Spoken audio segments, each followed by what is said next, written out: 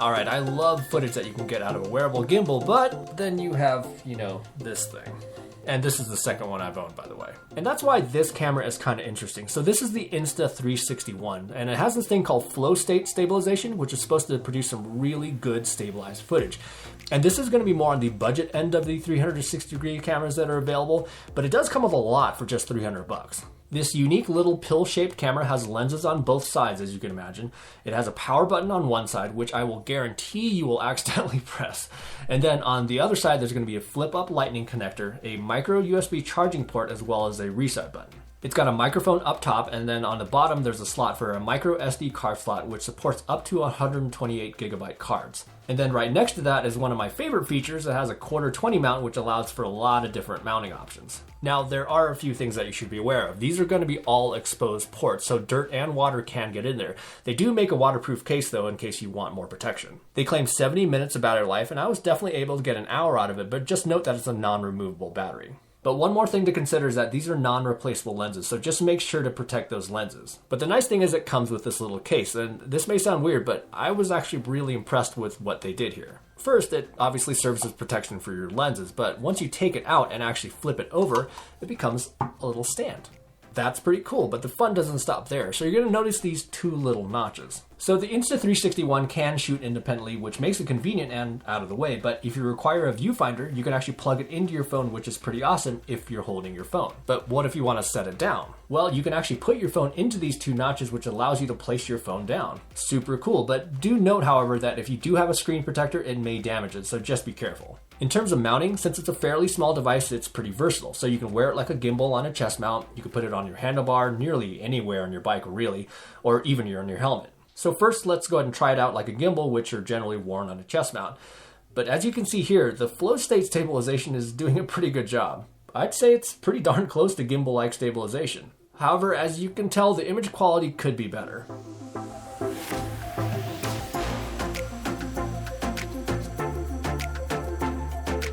Now for the handlebars. If you mount an action cam to your handlebars, it's going to shake around a lot because your bike is absorbing all those rocks and whatnot. But as you can see, again, it's doing a pretty good job.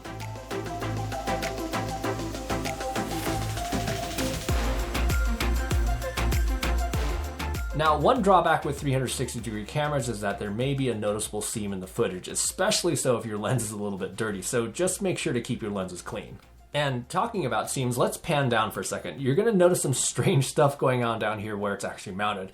And this just kind of happens when the camera isn't propped up. To get a full 360-degree view, even the bottom, you'll need to prop it up above the attachment point, which will allow the software to stitch together an uninterrupted image. And then it creates this effect that kind of makes it seem that the camera is floating. Now, this type of shot is really cool, but I feel I should give at least a small word of warning. So to get this type of shot, you'll need to use an extension bracket to get the camera away from your helmet. And there's a couple risks involved here. So first, there are going to be overhead objects like trees or branches, which can actually catch this whole thing. But the second is going to be in the event of a crash. So in the event of a crash, what we actually want to happen is for one of these pivot points to absorb some of that impact, or for the GoPro mount to actually physically rip off the helmet. But if one of those things do not happen, what could happen is that it could actually catch and wrench your head sideways, which could cause a neck injury. And one more thing I do want to mention too is that although it is a lightweight unit, if you wear it around like this for about 5 to 10 minutes, you will probably feel a little bit of neck strain. So just be smart and be careful if you choose to try it this way. Disclaimer over. But this is where you can get that full 360-degree seamless footage. I mean, this is pretty darn cool to be able to move it around to grab quite literally any angle that you want. And that's the other huge advantage about a 360-degree camera, is that you don't have to point it at anything. You just basically mount it wherever, and then you just choose the footage later. So how do you choose that footage? Well, you'll plug it into your phone using that pop-up lightning connector, and then the app just kind of automatically starts. And although this is a built-in lightning adapter, they do have an Android adapter as well. When the app launches, here's where you're going to use your phone as a viewfinder to take photos, video, and even go live. And then if we pop over to the album tab, here's where you can browse through all of your footage. Now, what is super cool is how you actually choose your camera angle from the full 360-degree image. So there's going to be 3 ways to do this. You can use a pivot point, smart track, or the viewfinder mode. Pivot point works as intended, and then Smart Track allows for automatic tracking of a subject to keep it in frame. And it was actually pretty good as long as your subject is clearly defined, but when the subject gets a little bit smaller, or maybe there's a lot of stuff in the background, it can lose the subject. But then there's this viewfinder mode, which works just like you're viewing a 360-degree video.